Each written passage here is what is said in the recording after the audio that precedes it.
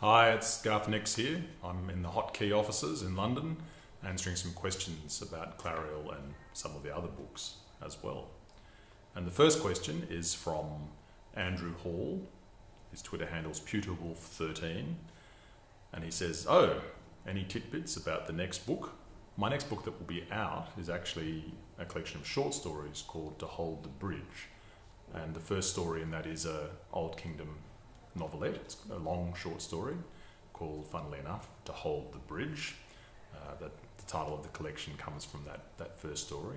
The other stories are collected from various anthologies where they've appeared in over the last 4 or 5 years. They're not Old Kingdom stories though. So that is the next book that will be out, I think, in May next year. It's funny to be talking about the next book when Clariel's only just come out, but of course there is usually another one in the pipeline. And of course I'm also writing more, and the next book after that will be another Old Kingdom book, probably in 2016, but unfortunately I can't really tell you anything about it, except that it does pick up from the end of Abhorsen and The Creature in the Case, the novella that follows the events of Abhorsen. So we will be seeing Lyrael and Nicholas again. I do know the title, but I have been sworn to secrecy, so I can say no more. And on to the next question. And this one's from Fiona O'Reilly. If you could be a part of any of the bloodlines, which would you choose and why? Kind of depends on the time, because of course, I think being an Abhorsen actually would be extremely scary. I'm not sure I'd have the guts to be an Abhorsen. I could probably manage being a king. I'm sure my family would say that I already think I am one. I could probably manage being a king if times weren't too tough. I think Touchstone, for example, has a very difficult job, as does Sabriel. But perhaps in the very settled period of the Old Kingdom, as at the beginning of Clariel, where it appears to be very settled anyway, I could manage to be a king. Or one of the Clayr, perhaps. I do love the great library of the Clayr, so that would be actually pretty cool. I'd have to be a woman, of course, but that could be cool too. Yeah, maybe the Clayr. I could hang out in the library. I'd be a librarian. Though, of course, that can also be extremely dangerous. But not all the librarians risk their lives all the time. So maybe I could be a safe librarian in the upper levels of the great library. This is from Violet Baudelaire. Did you have some inspiration on the Abhorsen series? And if yeah, then from who? Well, lots and lots of inspirations. I think all books have many inspirations. There's hundreds or possibly even thousands of small inspirations that go into a book. There's never, I think rarely any one sort of lightning stroke inspiration that gives you the whole book. There's just lots and lots of things. And probably I would say all the things I've ever read influenced me one way or another. Sometimes they influence me negatively. I think I want to make sure I never do what that book does. But of course you also pick up things from the good books, and particularly I think the books read in childhood, the books probably read between, I don't know, maybe 8 to 16 or 18, I tend to have the most profound effect upon you, particularly if you're a writer. So I would say that I was inspired by many books in different ways, and it would take some sort of forensic literary detective to work out exactly which books influenced which parts.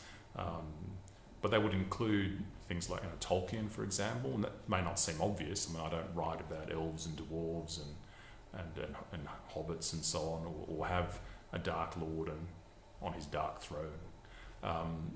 But I do think I've been very influenced by Tolkien thematically, because I think a lot of what Tolkien's writing about in The Lord of the Rings is about the assumption of responsibility and also the personal cost of doing what is right, where some people have to pay the cost of doing the right thing. And I think that's a theme that I return to often, and I'm sure that comes from Tolkien.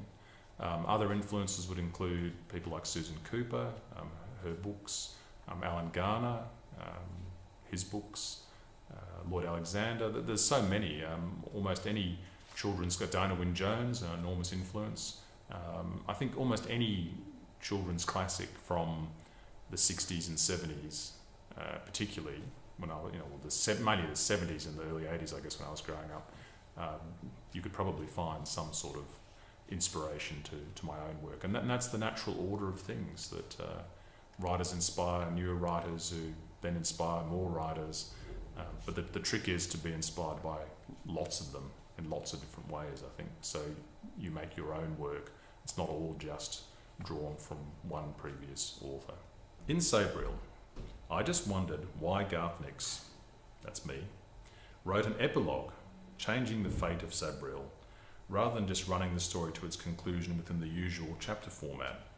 I think this worked well, but what made him think of doing it this way? That's kind of a technical writing question, I guess, and the short answer to it, I guess, is that I wanted the main story to appear to end in the way that it did, and then the epilogue, as you've correctly said in your question, changes that ending, which is pretty much the whole purpose of an epilogue. An epilogue either picks up things at a later stage and you see what goes on perhaps quite a long time in the future, or it shifts the apparent ending of the story. So it could have just been another chapter, but I think it works better as an epilogue, because you think, oh, the book's finished and it's had a particular emotional effect, and then there's a little bit more which then changes both the story and the emotional effect on the reader. I guess in a way it's kind of like those extra scenes you get at the end of a movie, where if you hang around after the credits, sometimes you'll see something which changes your view of the film. Though actually in the case of Sabriel, you wouldn't do that, because you need the ending that's in the epilogue as part of the main story. And another question, this one is from Kirsty. I already asked my question rereading order when there's a prequel on Twitter. He answered, oh, that's good, so I've already answered this on Twitter, relating to a reread, but where would he advise new readers to start, Clariel or Sabriel? I think you can start either with Clariel or Sabriel, it doesn't matter. I think you could probably even start with Lyrael, but you couldn't start with Abhorsen, because it really is the second half of Lyrael. So either Clariel or Sabriel, depending on your taste. If you're the kind of person who likes to start with the first book written, which many people are, I would go with Sabriel. Thanks for your questions, and I hope I've at least kind of answered them. Hello, it's Garth Nix here.